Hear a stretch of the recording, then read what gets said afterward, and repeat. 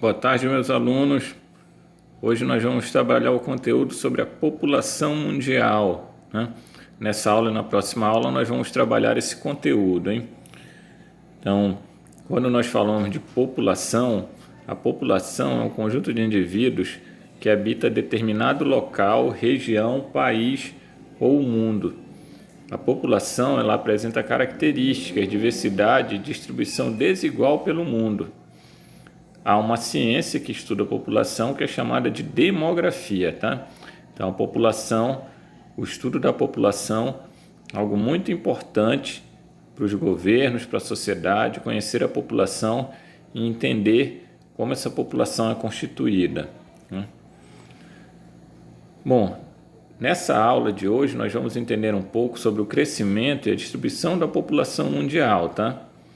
E quando nós falamos de crescimento da população mundial, para nós entendermos o crescimento da população de um local, é necessário nós levarmos em consideração dois aspectos.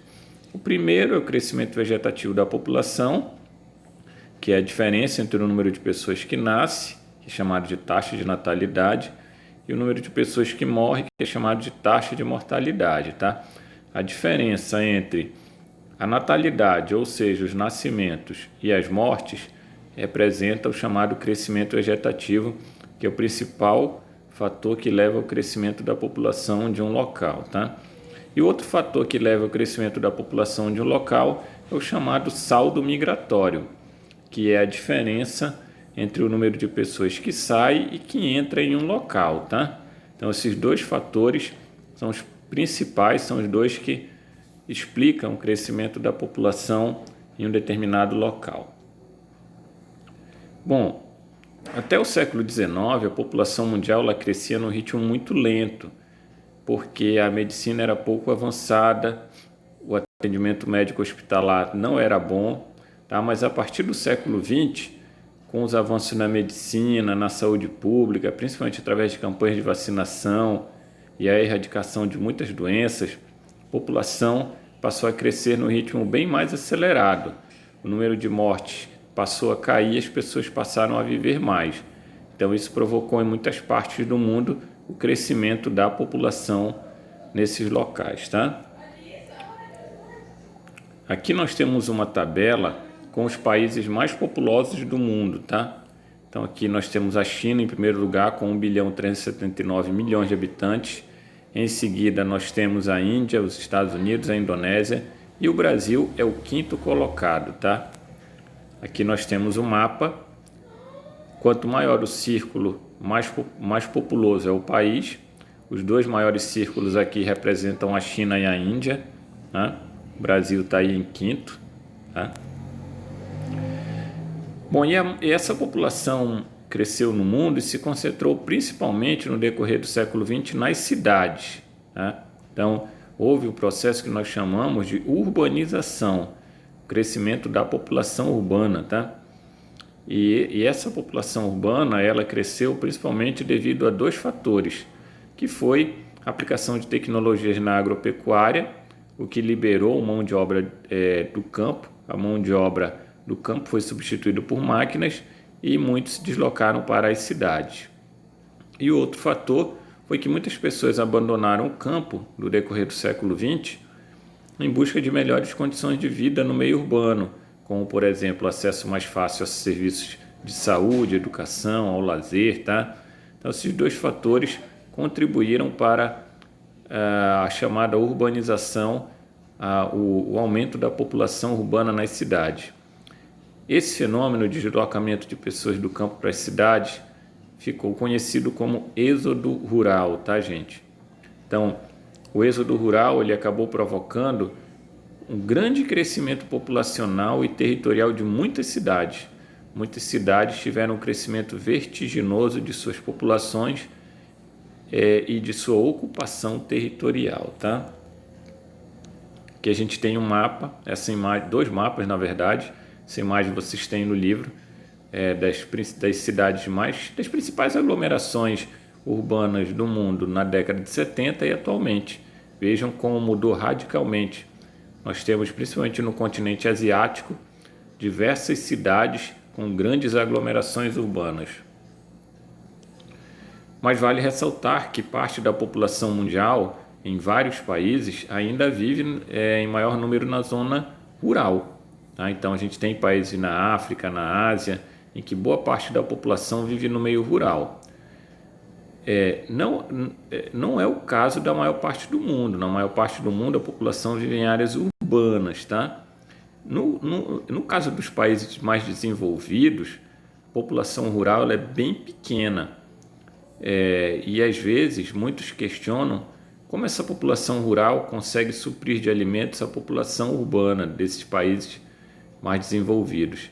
É que nesse país se desenvolveu uma agricultura bastante moderna, que foi capaz de suprir as necessidades de alimentos e matérias-primas dessa população urbana dos países desenvolvidos. Essa agricultura moderna ela não se desenvolveu em todos os países da mesma maneira. Nos países subdesenvolvidos há muitos problemas nessa área. Isso agravou as desigualdades sociais, porque principalmente nos países subdesenvolvidos há carência na produção de alimentos. Tá? Em continentes como a África e a Ásia, muitos países sofrem com o problema da fome. Quando nós falamos de população também, a população mundial ela pode ser representada através de um gráfico de barras, que são as chamadas pirâmides etárias. As pirâmides etárias elas servem para mostrar as características de uma população, sendo que essas características são a distribuição da população por faixas de idade, por gênero, masculino ou feminino, e também a expectativa de vida. A expectativa de vida é a média de idade da população de um país, tá? Até onde a população de um país vive em média.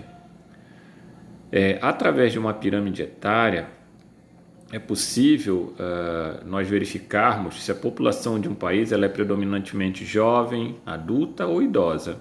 E ainda ela traça um retrato dos países na questão do desenvolvimento e subdesenvolvimento. Porque, por exemplo, países onde a maioria da população é jovem são países subdesenvolvidos, são países onde o crescimento populacional ainda é elevado. Tá? Já países onde a maioria dos habitantes é constituída de adultos ou idosos são países desenvolvidos, onde as populações são mais bem informadas e optam por ter menos filhos. Aqui a gente tem uma pirâmide etária, a pirâmide etária do México. Como é que a gente analisa essa pirâmide?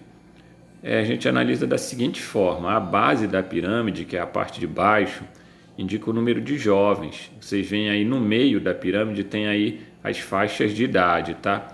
As barras laterais, elas indicam a quantidade de pessoas por faixa etária e também os homens e as mulheres. Então, a base da pirâmide indica o número de jovens, o meio indica os adultos e o topo da pirâmide indica a quantidade de idosos presentes na população. Portanto, gente, quando nós analisamos essa pirâmide do México, a gente deduz que é de um país subdesenvolvido, que é o caso do México. Né? O México é um país subdesenvolvido, tem a base da pirâmide ela é bem larga, tá? Já o topo é estreito. Aqui a gente tem a pirâmide dos Estados Unidos. Vejam que o meio da pirâmide já é mais largo, o topo também. Então, essa pirâmide já é de um país desenvolvido, tá? Portanto, as pirâmides etárias, além de mostrarem as características de uma população, elas também apresentam as condições sociais de um país. Países que têm pirâmides etárias com base larga e topo estreito são países onde a taxa de natalidade ainda é elevada, tá? Em geral, o número de filhos por mulher é elevado, o nível de informação é baixo e as mulheres acabam tendo muitos filhos. Já nos países desenvolvidos, o nível de informação é maior, as mulheres, os casais têm menos filhos, tá? E nesses países desenvolvidos a população ela está passando por um processo de envelhecimento. Na maioria dos países desenvolvidos, a taxa de natalidade é baixa e vem aumentando o número de adultos e de idosos na população. Aliás, gente, olha, vejam só aqui outras pirâmides, essas imagens vocês também têm no livro, várias pirâmides aqui, tá? Aliás, nos últimos anos, vem havendo uma redução do crescimento da população mundial, tá, gente? Isso se deve a 3 fatores: o acesso a métodos anticoncepcionais, os casais se prevenindo para terem menos filhos, maior participação da mulher no mercado de trabalho, as mulheres optam por ter menos filhos ao se inserirem no mercado de trabalho, e o aumento da urbanização. Com a maior parte da população vem ocupando áreas urbanas, muitos filhos nas áreas urbanas significa maior custo de vida, tá, gente? Bom, aqui foi uma breve explicação, dei uma lida nas páginas do livro que eu determinei, não deixem de fazer a atividade, tá? Quando fizerem me enviem. Um abraço, se cuidem, hein?